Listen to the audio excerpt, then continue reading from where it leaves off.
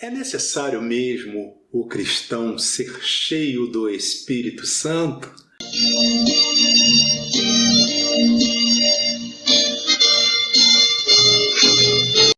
Eu sou o pastor Israel Silva, sou pastor, sou teólogo, sou economista e, sobretudo, sou servo do Deus Altíssimo, vivendo o fervor espiritual.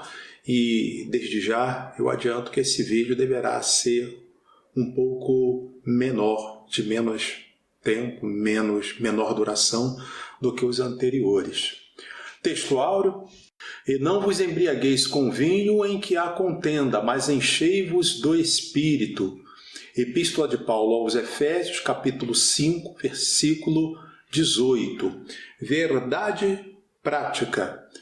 Ser cheio do Espírito pode se referir tanto ao batismo no Espírito Santo, como também à vida plena no Espírito. Aí de novo lembrando, né? Na teologia evangélica, quando falamos o Espírito, e às vezes também antecedido de preposições, como nesse caso aqui, no Espírito ou do Espírito, significa que estamos falando do Espírito Santo, terceira pessoa da Trindade. É importante que você se inscreva, verifique aí se está ativado, né? Se tiver cinza, é porque está ativado. Se tiver vermelho, você não está inscrito. Se inscreve aí e ajuda a gente nesse negócio. Também aí, dê o joinha, like, curte, compartilha, comenta. Isso tudo aí ajuda a gente a divulgar, além de renovar nossas forças para continuar fazendo esse trabalho. Eu não tenho nenhuma monetização, não recebo nenhuma ajuda financeira. Então, eu conto aí com suas orações e sua participação. Nenhuma ajuda humana, né? E da parte de Deus eu não tenho dúvidas disso. Eu sou muito bem remunerado, muito mais do que eu mereço. Então, avançando. A leitura bíblica em classe estará na Epístola de Paulo aos Efésios, capítulo 5, versículos de 15 a 20. E desde já adianto que eu me permiti sugerir que se leia também o versículo 21. Ao final você vai entender por quê. Versículo 15 também vai estar aqui na tela para você poder acompanhar. Portanto, vede prudentemente como andais, não como nécios, mas como sábios. Nécio é um sinônimo de ignorante. A palavra pode parecer pesada, mas é como a Bíblia se refere às pessoas que não estão em Cristo. Lembrar que Pedro diz, né? Mas que o Senhor, não levando em conta os tempos de ignorância, manda que todo aquele em qualquer lugar do mundo se arrependa de seus pecados e aceite a Jesus como Salvador. Então, é uma palavra forte, mas é a linguagem bíblica para tratar do assunto. E a primeira coisa, né, que a pessoa precisa fazer quando aceita Jesus como Salvador é fazer uma revisão de humildade, principalmente perante a Bíblia. A Bíblia é a palavra de Deus, então é muito importante ter isso. Se não entender alguma coisa, perguntar, procurar melhorar, mas a primeira providência é ir aceitando o que está escrito na Bíblia por fé. Versículo 16. Remindo o tempo, porquanto os dias são maus. 17. Pelo que não sejais insensatos, mas entendei qual seja a vontade do Senhor. E não vos embriagueis com vinho em que há contenda, mas enchei-vos do Espírito. Esse versículo 18 é o mesmo texto áureo que a gente já anunciou. Falando entre vós com salmos e hinos e cânticos espirituais, cantando e salmodiando ao Senhor no vosso coração, dando sempre graças por tudo a nosso Deus e Pai, em nome de nosso Senhor Jesus Cristo. E o versículo 28, sujeitando-vos uns aos outros no temor de Deus. O objetivo geral da lição é mostrar a necessidade de se viver o fervor espiritual. Essa lição será ministrada em 3 capítulos. Capítulo 1, a importância da devoção pela palavra e oração. Capítulo 2, a importância em manter-se cheio do Espírito. Capítulo 3, vigilantes contra a frieza espiritual. Portanto, vamos ao capítulo 1, a importância da devoção pela palavra e oração. O apego à palavra e o hábito de orar são indispensáveis à vida cristã. De novo, quando falamos também a palavra, esse a palavra com esse artigo definido, no caso feminino. Esse a palavra, na linguagem teológica evangélica, significa que estamos falando da palavra de Deus. Então, a palavra de Deus, e a palavra também a gente se referindo às Escrituras conforme o contexto. São práticas ensinadas ao povo de Deus desde o princípio, pois Deus fala por meio delas. Primeiro de tudo, a nossa ideia de devoção é de apego, dedicação e zelo, com o nosso apreço pela oração, o amor pela palavra e o apego ao jejum. Leitura da Bíblia, oração e jejum são importantes exercícios espirituais na vida da igreja desde o princípio. Tudo isso é válido e espiritualmente salutar para a vida cristã, mas torna-se eficaz quando acompanhada de santificação e de humildade, prudência e sabedoria. Na lição 5, fruto do Espírito, o eu crucificado, falei sobre a importância de alimentarmos o Espírito em nós e não a carne. Ainda está aqui no canal e lembro que pode não durar muito, porque os dias são maus. A questão da internet está bastante delicada, principalmente no que se refere à pregação, à ministração da palavra de Deus. Quanto à oração e leitura bíblica, todos nós conhecemos o jargão evangélico. A oração é a chave da vitória. Isso é verdade. Não existe vida espiritual abundante sem oração. A oração é a alma do cristianismo e expressa a nossa total dependência de Deus. O próprio Senhor Jesus Cristo tinha o hábito de orar. Essa prática particular deve ser espontânea e contínua. A leitura da Bíblia nos torna sábios e prudentes. O versículo 15 do texto da leitura bíblica recomendada para a classe fala do viver sabiamente. Esses exercícios espirituais devem ser colocados em prática no dia a dia, diferentemente do nécio. Abro aspas. Vede prudentemente como andais, não como nécios, mas como sábios. Fecho aspas. Paulo está contrastando a sabedoria cristã que vem do Espírito com a insensatez dos pagãos. Isso se torna claro no versículo 17. E acrescenta que esses não entendem a vontade do Senhor. Devemos priorizar a vontade de Deus em nossas decisões, atitudes e não focar as aparentes vantagens como faz o mundo. O modo de vida do crente não pode ser o mesmo padrão do mundo. Ainda na leitura recomendada, o versículo 17 nos ensina a remir o tempo. Essa frase diz muito mais do que parece à primeira vista. O verbo remir significa comprar de novo, resgatar, aproveitar o melhor possível.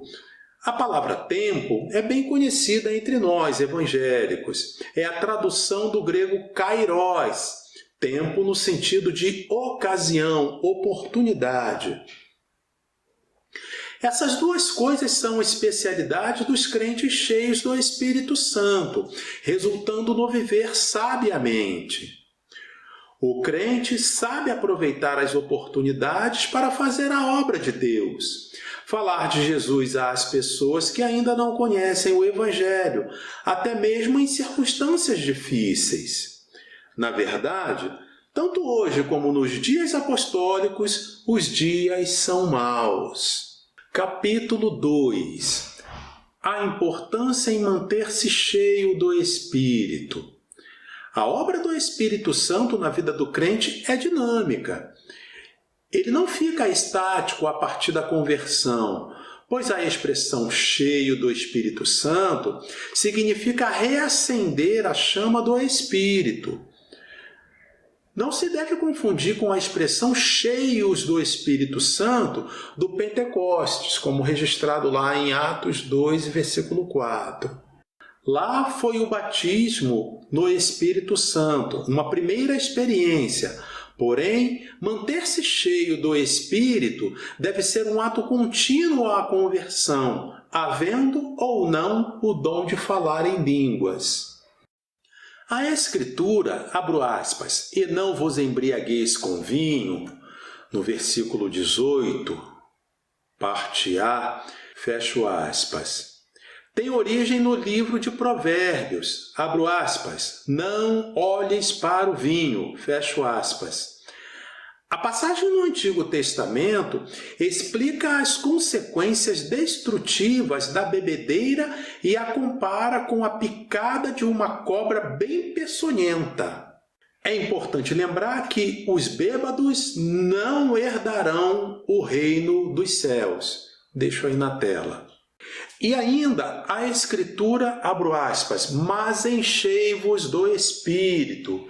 É a parte B do versículo 18, fecho aspas. Indica renovação, novo enchimento do Espírito. A ação do Espírito na vida cristã não é estática. Nele somos renovados no dia a dia. Essa experiência acontece reiteradamente em nossos dias, e isso vem desde o Pentecostes. Os discípulos já tinham o Espírito antes do Pentecostes e já eram salvos. Todos os crentes em Jesus, pentecostais e não pentecostais, batizados no Espírito Santo e não batizados, têm o Espírito Santo. O apóstolo se refere à plenitude do Espírito em enchei-vos do Espírito. Importa não confundir. O batismo no Espírito Santo é uma experiência distinta da conversão. O significado de palavras e expressões bíblicas devem ser entendidos e interpretados à luz de seu contexto. Observe a frase: então Pedro, cheio do Espírito Santo, lhes disse. Ora, Pedro foi batizado no dia de Pentecostes. Logo, a expressão mostra a dinâmica do Espírito na vida do apóstolo. Da mesma forma, o trecho Saulo, que também se chama Paulo, cheio do Espírito Santo, fala de alguém já batizado no Espírito Santo. E é evidente que cheio do Espírito Santo se refere à plenitude do Espírito. Capítulo 3. Vigilantes contra a frieza espiritual. Os mais avançados em Bíblia hão de lembrar de que um dos requisitos para compor o grupo dos 7 diáconos era ser cheios do Espírito. Como identificar alguém cheio do Espírito? O apóstolo apresenta pelo menos 3 características: o testemunho transbordante, a vida de gratidão e de submissão. O testemunho transbordante citado no versículo 19 é um sinal evidente. Os cânticos são expressões de alegria e de louvor a Deus, além da função de instruir a igreja. Os cristãos expressam por meio dos hinos seus anseios, suas esperanças naquilo que acreditam estar revelado. Os salmos são o saltério de Israel, o livro dos salmos, aos quais o Espírito dava uma vida nova. Muitos deles são adaptados à música ainda hoje no judaísmo e no cristianismo. Um exemplo de salmo cantado, né? Quão amáveis são os teus tabernáculos, Senhor dos exércitos. A minha alma suspira e desfalece pelos teus átrios. O pardal encontrou casa, a andorinha ninho para si. Eu encontrei teus altares, Senhor, Rei meu e Deus meu. Eu encontrei teus altares, Senhor, Rei meu e Deus meu. Continuando. Os cânticos espirituais, palavras não premeditadas, cantadas no Espírito durante a adoração, são um poderoso meio de edificação que contribui para a glória de Deus. E ainda, abro aspas, dar graças em tudo, fecho aspas. No versículo 20 está essa escritura. Essa é a vontade de Deus e deve ser a marca de todos os cristãos. Ser cheio do Espírito nos leva a uma vida alegre. Abro aspas, dando sempre graças por tudo a nosso Deus e Pai, em nome de nosso Senhor Jesus Cristo. Fecha aspas. O Espírito Santo nos capacita a levar uma vida de gratidão a Deus Pai centrada em Cristo. Há diversas passagens tripartidas no Novo Testamento, especialmente nos versículos de 18 a 20. Tripartidas significa Pai, Filho e Espírito Santo. E, finalmente, chegamos à sujeição, de que fala o versículo 21. O quebrantamento e a humildade expressam bem a plenitude do Espírito. A submissão é outra consequência de uma vida na plenitude do Espírito, pois o Espírito nos capacita a essa sujeição. É dever cristão se submeter às autoridades constituídas, bem como a seus superiores hierárquicos dos cristãos. Essa sujeição deve haver entre os irmãos na igreja. Concluindo, o significado de enchei-vos do Espírito é ter a vida cristã na plenitude do Espírito Santo.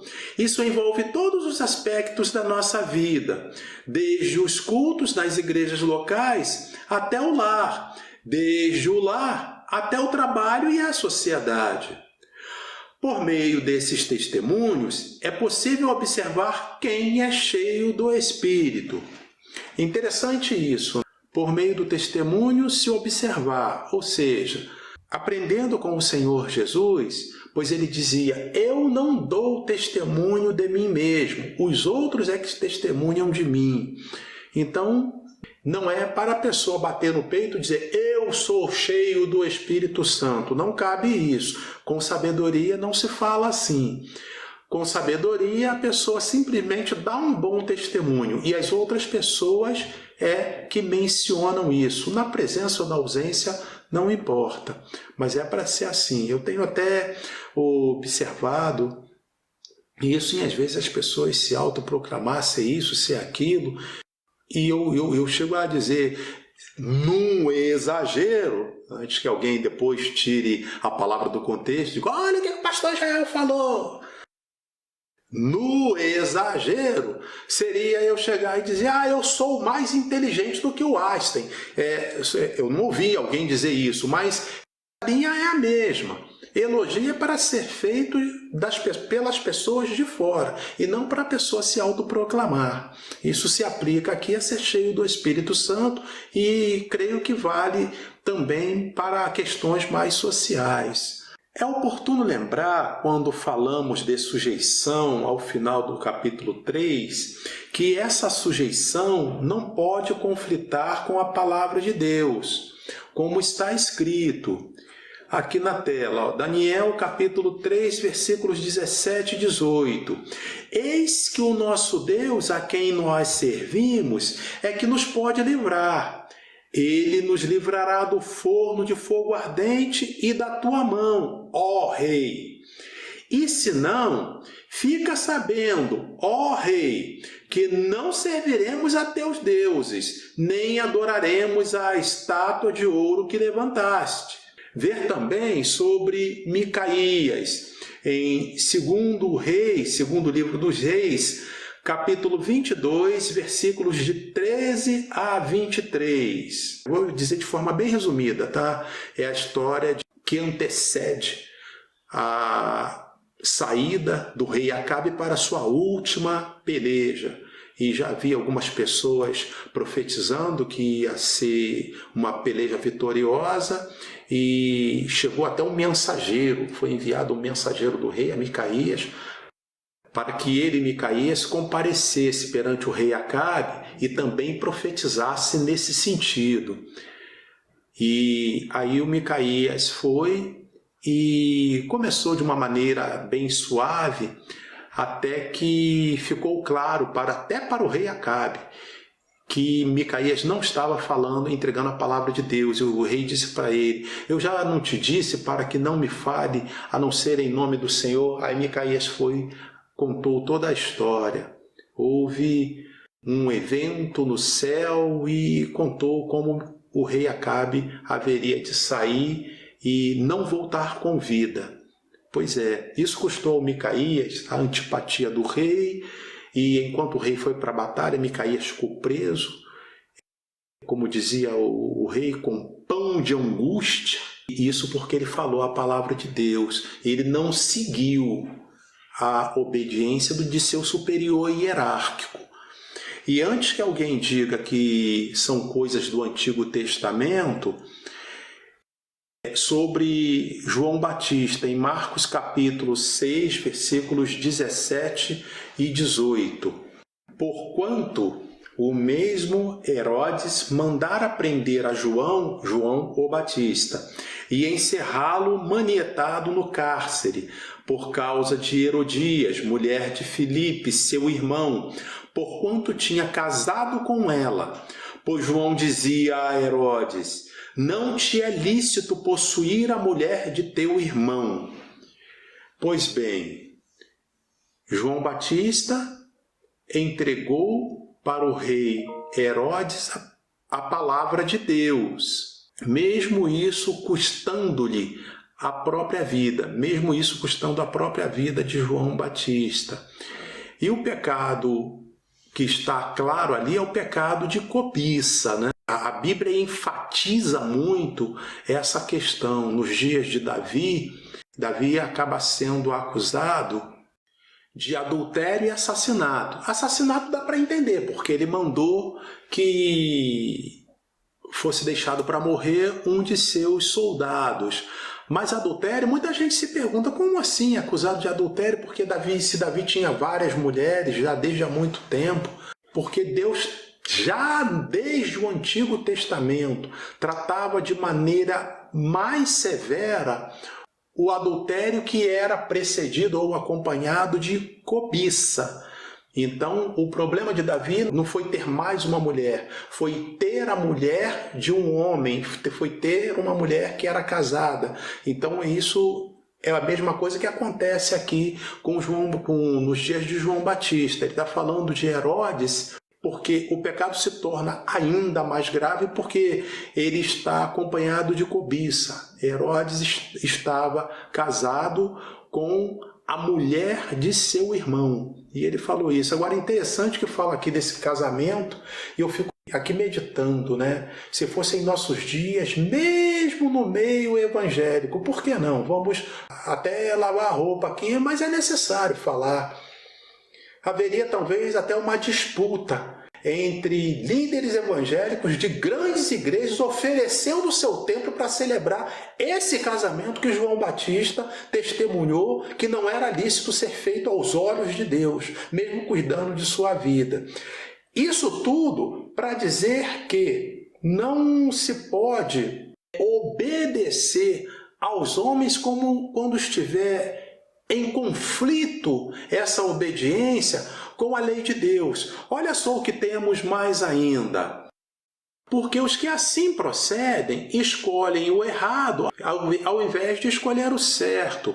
E ainda que alguém diga, mas foi meu líder, foi meu pastor, só piora a situação. Porque o próprio Senhor Jesus fez essa metáfora. Se um cego guiar outro cego, porventura ambos não cairão no abismo.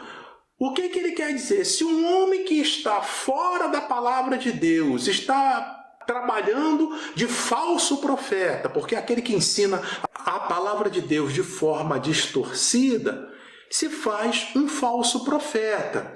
E aí, o local do falso profeta, se não se arrepender, é no fogo do inferno. E aqueles que o acompanham, seus ensinamentos, irão juntinho com ele. É isso que Jesus está dizendo. Se um cego guiar outro cego, cairão ambos no abismo.